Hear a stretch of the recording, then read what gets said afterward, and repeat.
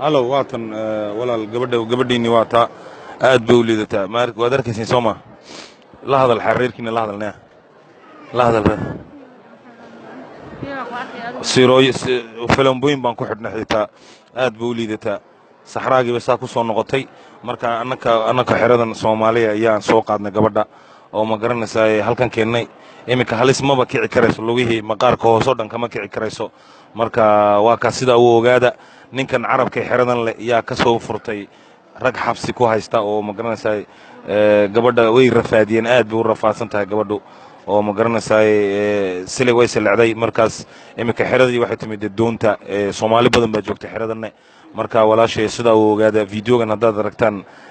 tusa reerkooga tusa waa aabaheed iyo hooyadeed tus waa kaas iyadna haddayna la hadasaan la hadasho hoolaha hello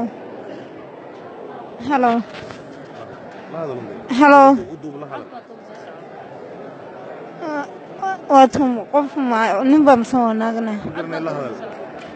waan xanuunsanahay kaas waa laysoo dhacay meeshan joogay waa layga soo dhacay saxaraasaa ku soo noqday iminkana saasaan xanuunsanay si ay ogaada ani ima soo dhicin tuugana soo dhacday nimankas dadka Soomaalida iga soo furtay